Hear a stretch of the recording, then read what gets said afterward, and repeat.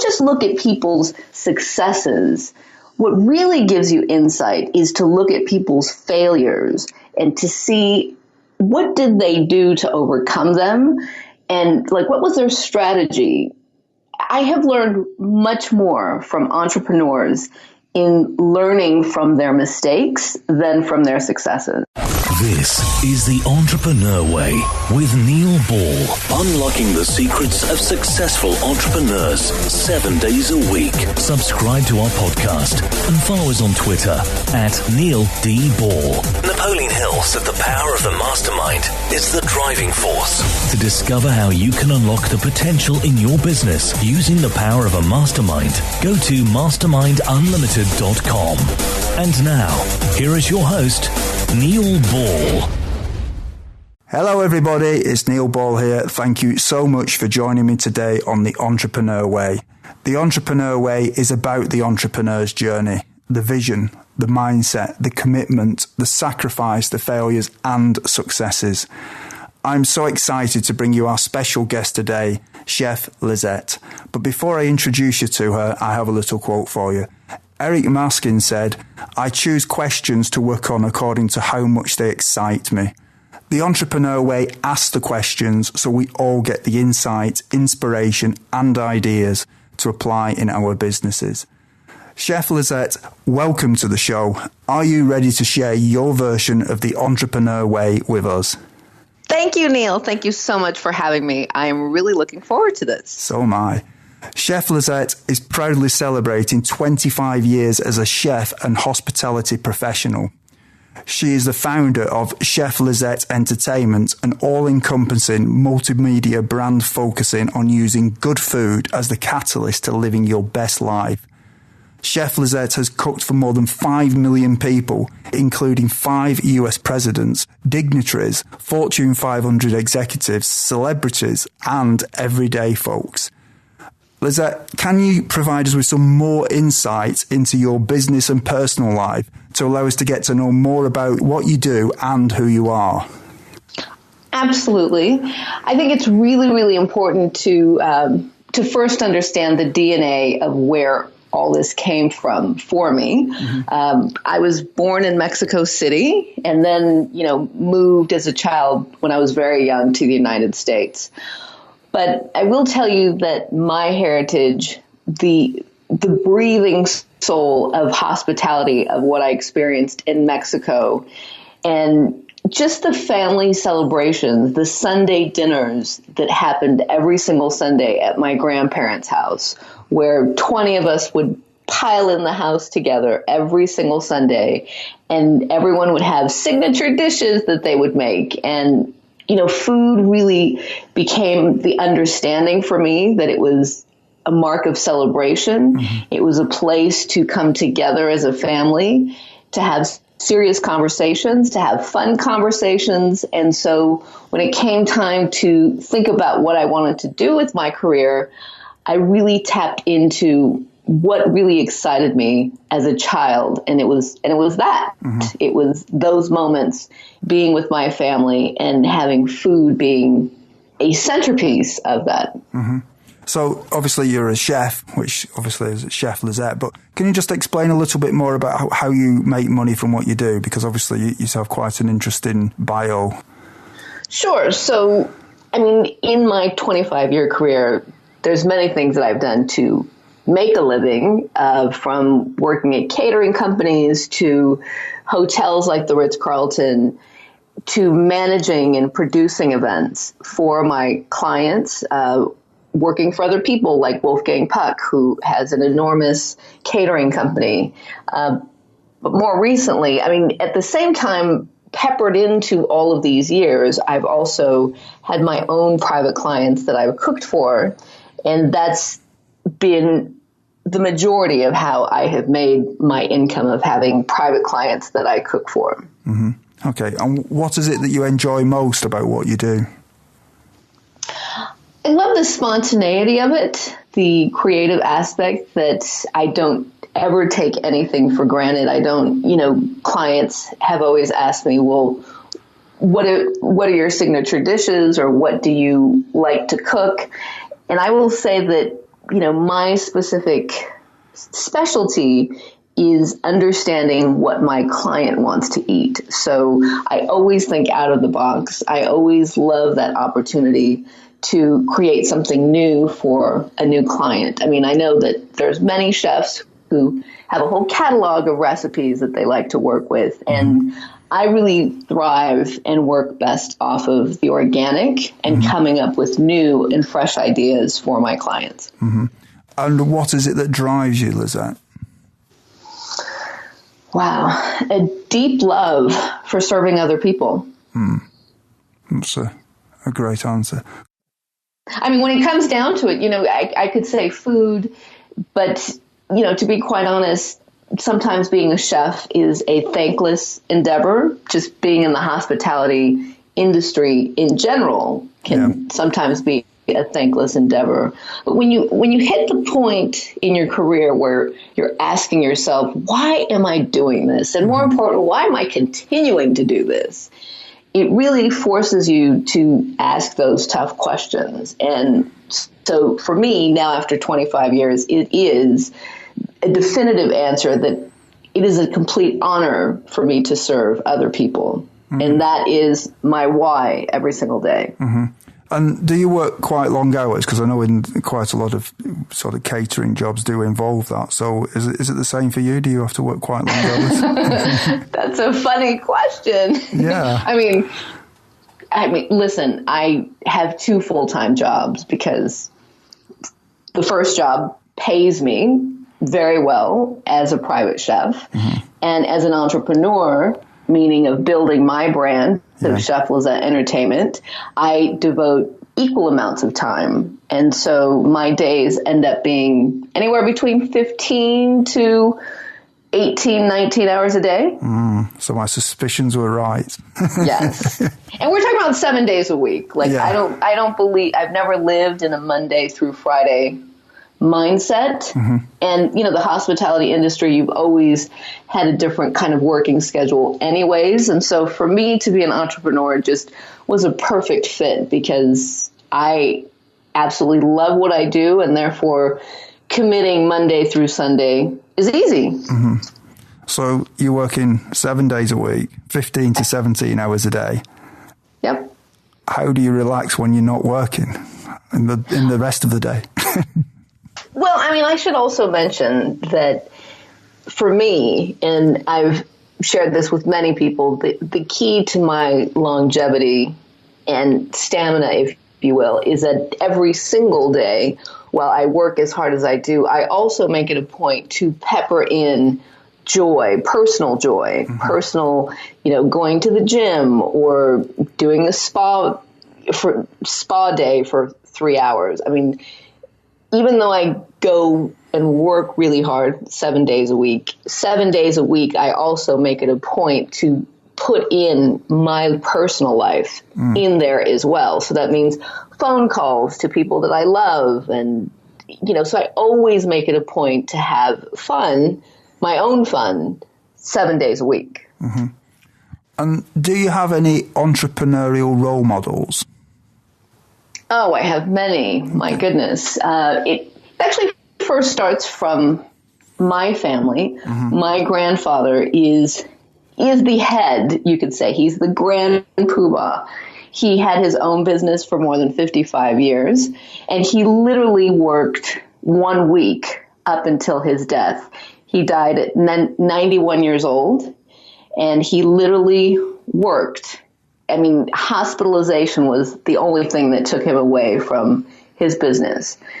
And so seeing how he built his business, but more important, the love, the care, the relationships that he built with his customers, with, his clients, is embedded in my DNA. How he treated people, the level of professionalism. He was the most articulate human being I ever knew. And so he's my very first role model when it comes to entrepreneurs. My mother, actually, also spectacular entrepreneur. She built her commercial cleaning business, started with $100 in cleaning supplies, and had a 26-year career as a business that grew, that ended up with 80 employees. Wow. She had contracts all throughout Southern California of cleaning, large contracts of brand new homes and commercial buildings, and was hugely successful as well. Mm-hmm. And my mother still to this day continues to be my breath of inspiration for building relationships with people, because at the end of the day, to be a successful entrepreneur, that's what it's about.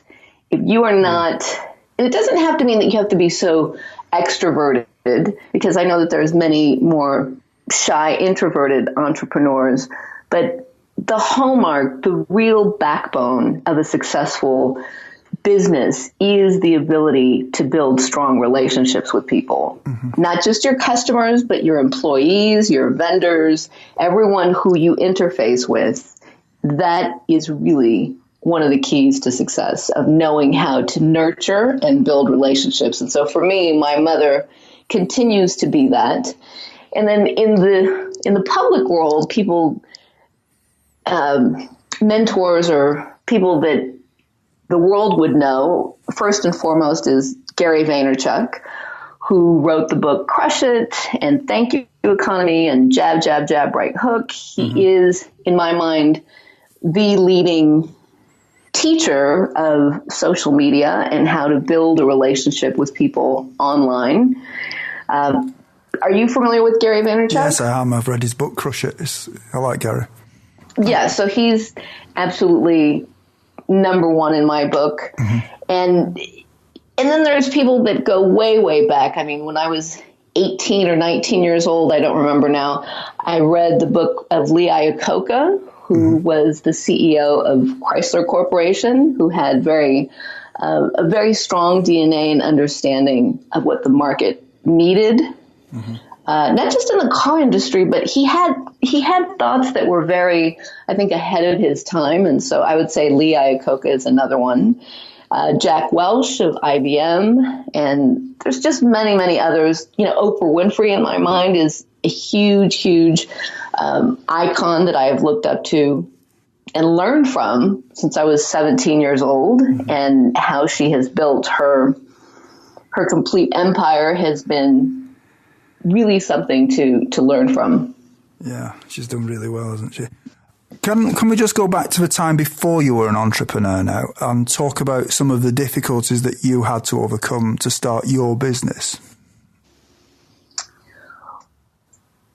Well, I mean, I think it's important to, I don't like to belabor this a lot, but it is something to take note. To be a female, to be a Hispanic female, wanting to play amongst a male-dominated world is something that you have to recognize. I mean, and for me, it was actually an easy transition, because being a chef in a male-dominated industry, is something that I've had to deal with my whole career. And so to be an entrepreneur, I don't know that you decide, quite honestly, to be an entrepreneur. I think it's either in you or not. And when you discover that in your life and finally take ownership that you are an entrepreneur, I think that's something that people really need to recognize, because I didn't decide to become an entrepreneur. I finally just admitted it, because I realized that working for other people was painful. It was just really painful. I mean, and so that's why I decided that. And listen, I've worked for some amazing, amazing companies, but, who offer, there's something great about each of them. But at the end of the day, the thing that has always been frustrating for me is when I can't be at the center of innovation or how we're going to move forward or the ideas that are going to take shape. That's where I fall off. You know what I mean? Like that's where it becomes very limiting for me in working for other people, because my brain works really fast. My ideas come up organically very quickly. And so I think that, the companies that I've worked for, you just, end up staying in a box. And for me, that's always been really frustrating. So I finally just accepted that I'm an entrepreneur, because when I was really young, I thought, God, what is wrong with me? Like, why can't I, you know what I mean? I when I look back in my life, I'm like, why can't I stay at a job? There's got to be something wrong with me. And then I realized, no, it's because my brain works differently. And so when I'm in an environment that I can think outside the box and create ideas and execute ideas, then I become alive. Okay. And the other thing, work ethic has never been my problem. I really give that credit to my parents, and very specifically my father. He was in the car industry for more than 20 years, and he worked day and night. And so to really see the example of what work ethic looks like through my father, I'm very, very thankful that I was given that as well. Mm-hmm. Okay. Did you have any doubts that delayed you starting your business then? Tons. Tons. And I will tell you, and this might get weird for a moment, but like, if you really want to understand who I am and my journey, this is part of it. And this is, I think, a really key factor that I give in my speaking engagements. I survived domestic violence, a very, very difficult physical and abusive relationship. And so what that did, and that went on for many, many years, but what that did is that created, obviously, self-doubt. I had really low self-esteem at that time. And then what that creates is a sense of unworthiness. And I really have people look, young entrepreneurs, for example, when you decide that you are going to take ownership of being an entrepreneur, you have to also look at the much deeper psychological component of your life. Meaning, do you feel worthy? Are your decisions, what you bring to the table, your talents, do you believe that they're good enough to put out in the world? And if you're going to always second guess yourself and spend a lot of time in overthinking things, because what happens is when you overthink, you don't take actions. Like, everything stays in your head, right? Because you're always doubting yourself.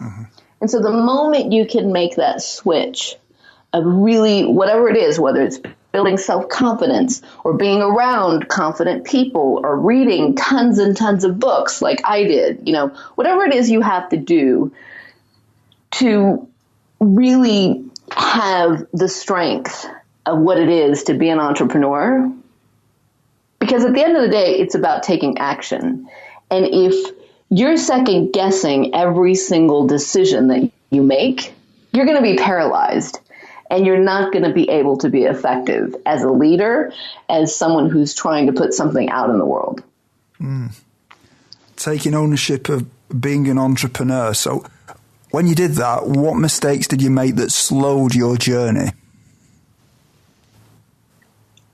Well, number one, in having self-doubt, I would just be afraid to take action. So I wouldn't move. And so I would always be in my head, well, I can't wait to do this, and I have plans to do that. But when you actually look at it from a year's time, if I were to take inventory of what I did in a year, I didn't take action. Okay. And so I finally realized, life, there is no rehearsal. There is no dress rehearsal. Life is happening right now. And the only way that you get closer to happiness and having the things that you want in your life is to really challenge yourself and do the work. Okay. And what are some of the things that you did before you started your business that would be helpful tips to some of the listeners who haven't yet taken their first step of the entrepreneur way? Well, I also looked at many examples of other people.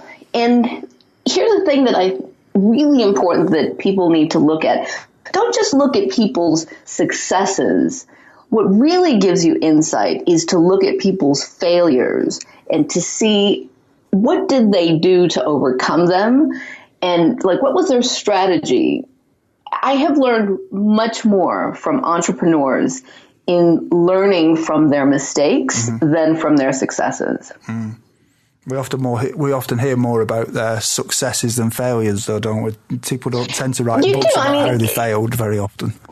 Well, but guess what? The information really is out there. Yeah. You just have to dig deep enough. And in my mind, the entrepreneurs that I celebrate are the ones who are able to publicly show their scars and expose themselves. And, because that's the real teaching right there. It's so easy to look at successes and look at someone when they receive an award. I'll give you a perfect example, okay? I mean, I have cooked for many, many celebrities. And so when you see a celebrity going to pick up one of those Academy Awards, the average person has no idea how hard they've worked, has no idea how many hours that actor has spent on a movie set, on a TV set, day after day after day, sacrificing time away from their family, from personal, fun time. And so they just see these red carpet moments where people are dripping with diamonds and dressed to perfection and receiving this Oscar award. But the truth is, the average person has no idea how hard they've worked their entire career for that moment. It's interesting you say that, actually, because I can think back to a time when I had quite a successful business, and I remember someone saying to me, "It's all right for you," as if somehow I'd landed in that position, but they never saw all the years of hard work that had gone into getting to that position. So I totally relate to what you're saying there, Lizette. That's fantastic. Lizette, can we now talk about your entrepreneurial journey? And the first thing I'd like to ask you is, do you think culture is important from the beginning in a business? Well, it is. And just as I mentioned how my mother and my grandfather gave me that through their examples of how they ran their business, I think culture is everything because it sets the foundation of really saying to the world who you are, what you represent, what your principles are more than anything. And, when you have a culture in place, and that, of course, begins with yourself, because when you're a solopreneur, for example, when you're just starting, you may not necessarily have anyone who's working for you, but, then you start building your business and gradually you start hiring people, even if it's on a subcontracting basis. But if you share from the very beginning and more importantly, what your culture is, what you stand for, then it becomes very easy to enlist and to get the help and to, quite honestly, attract really good people who will be a part of your team. And when you have that cohesiveness of a team that, all believes in that culture, then that will then shine to the end user, to your customer, to your guest. I will say one of the best examples of that for me was at the Ritz-Carlton. Their credo was, we are ladies and gentlemen serving ladies and gentlemen. And that was their culture. And so we as employees from the top down, and I will tell you, they executed it beautifully. From the top down, everyone was treated like ladies and gentlemen, genuinely. Yeah. And so when we then went into the front, the front lines of interacting with the guest, we had that high expectation of ourselves. We treated each other with that culture in mind, and therefore the guest was able to receive that. And I think that's why, the Ritz-Carlton is one of the leading hotel companies in the world for that. And I think it all comes down to their culture, that we are ladies and gentlemen serving ladies and gentlemen. Yeah. I've read quite a few books, actually, that have talked about the culture in Ritz-Carlton, and it's interesting that you say that. How do you transfer that and get everyone else to buy into that? How have you done that? Well, you have to walk the talk. You have to embody it. You have to be obsessed by it. it has to be exuding from, it has to literally be coming out of every fiber of your being. People have to feel that from you. Yeah. There is no moment where you turn it on and you turn it off. Mm-hmm. When you have a belief system and a culture and something that you believe in so strongly, it lives with you every single day. Mm. And so the way that you get others to buy into it is you have to live it every single day. I mean, there's no moment where your culture is not a part of how you run your business. Mm-hmm.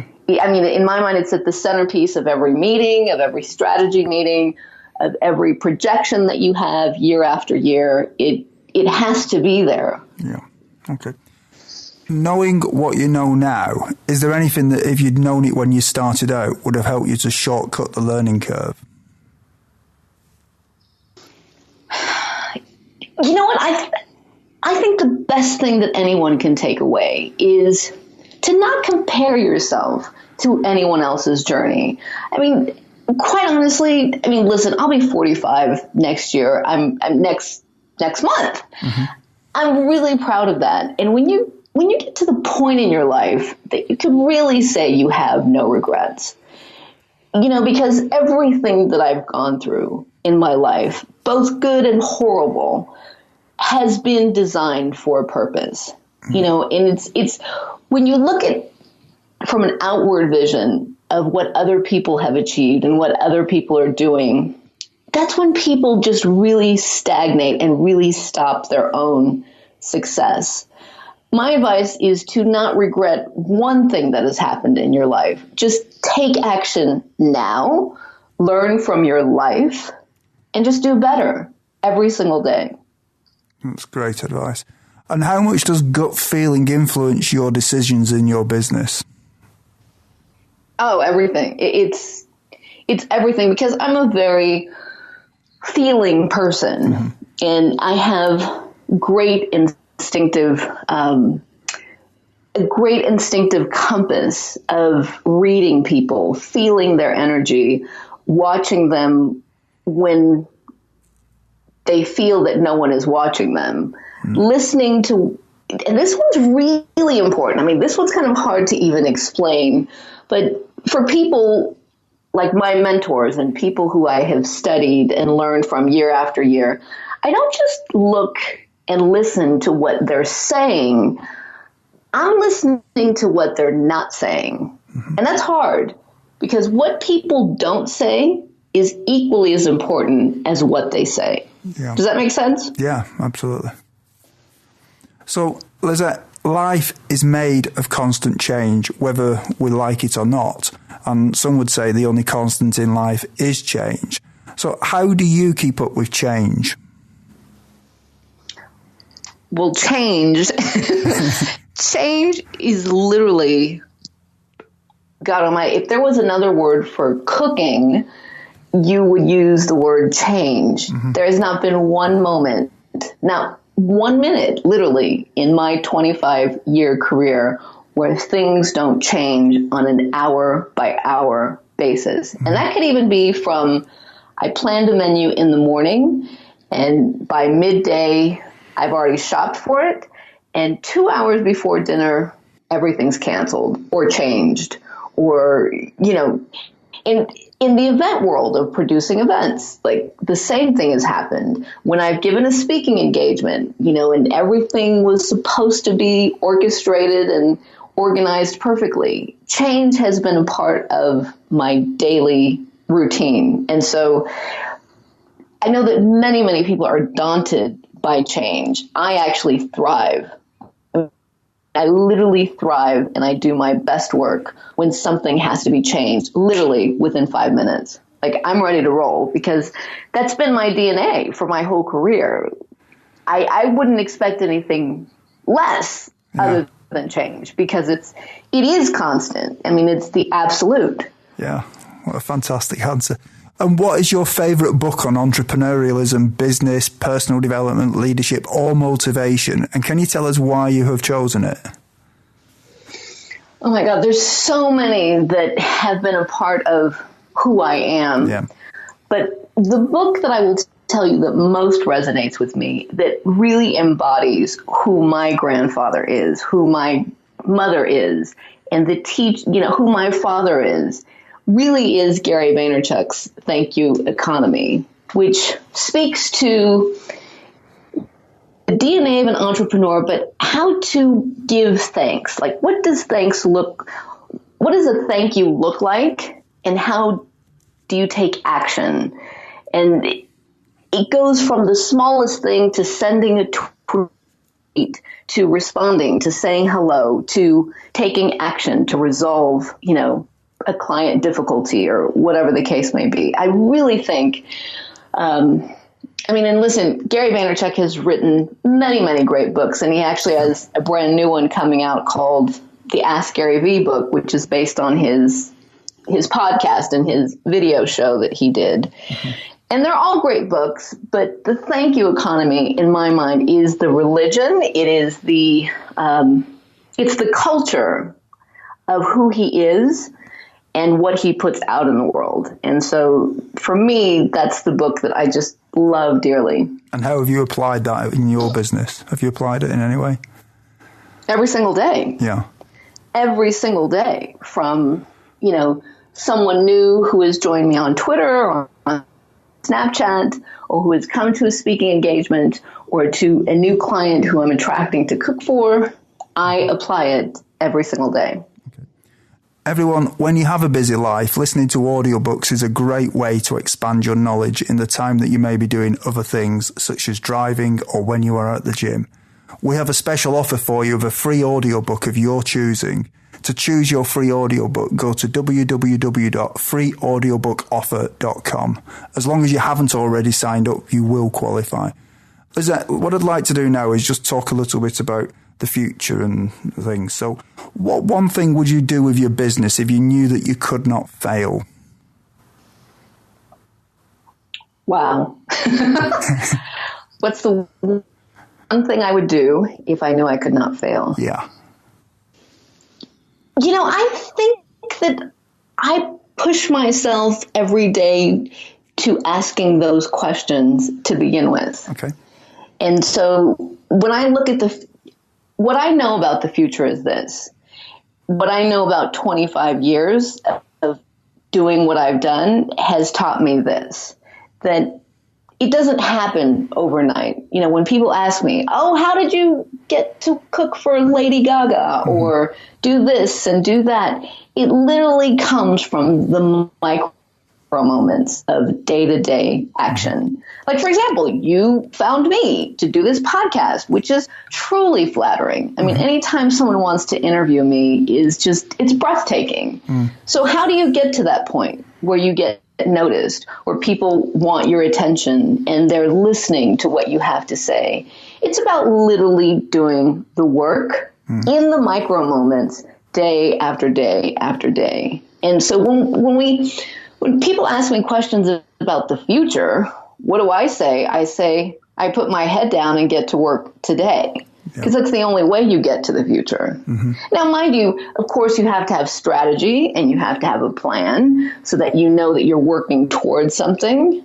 But most people get stuck in the big picture of where they want to be and what they want their life to look like, but they're not willing to get their hands dirty to actually do it. Okay. And what skill, if you were excellent at it, would help you the most to double your business? Actually building capital. That's something that I definitely could work on. I did spend most of 2014 going after investors and pitching, and everyone said no, literally. I mean, I did this hundreds of times, and I realized that you have to focus on building something that people actually want to invest in. And so that's, that part of business of having capital and dealing with the numbers people is definitely something that I like to work on. Okay. And in 5 years from now, if a well-known business publication was publishing an article on your business after talking to your customers and suppliers, what would you like it to say? Boy, did she make an impact. That's it. Okay. Like, wow, Chef Lizette is just on fire. Like, that's what I want the line to be. It's like, wow. Like, just Chef Lizette, ... and wow. That's it. We're now at the part of the show where you share 3 golden nuggets with us, Lizette. So what is your favourite quote and how have you applied it? Oh, my goodness. Well, this is a part we haven't even talked about. My mentor in real life was the Julia Child. The Julia Child. And so I would follow her around like a puppy dog to every book signing appearance she would make, to the point where she finally knew who I was, always took time to speak with me. And she gave me literally the most important advice of my career that I share with everyone, which is quotable. And she said, always keep learning and stay humble. And to me, that is the quote that has literally been the catalyst to my entire life. To just always keep learning, meaning, never really rest on your laurels and your talents. Always keep pushing that envelope. Always push yourself to want to do something new with your talents. And then just be humble about it. Yeah. Well, it certainly sounds like you've followed her advice from what you've said to me today. So do you have any favourite online resources that you could share with us that would be useful?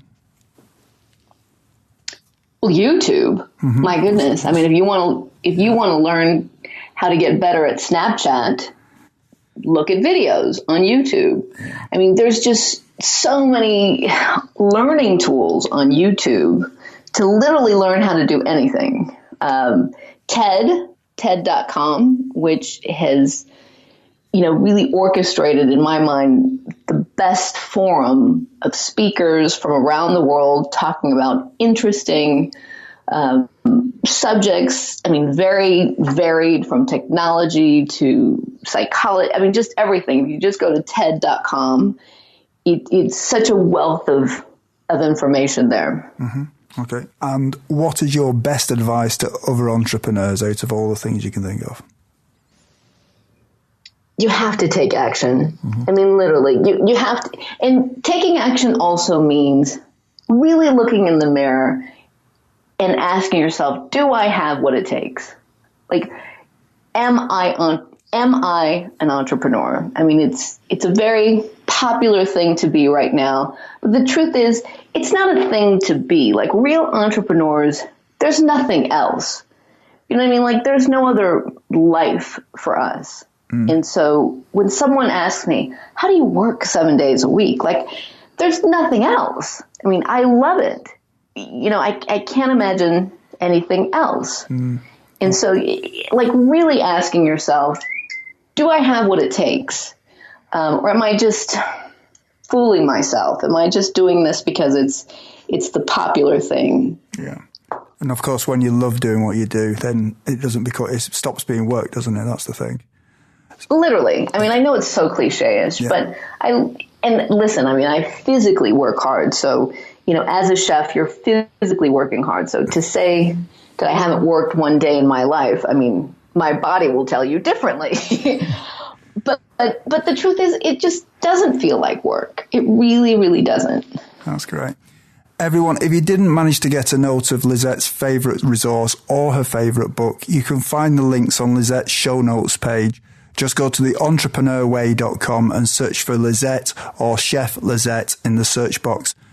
Lizette, is there anything else that you'd like to add about your business?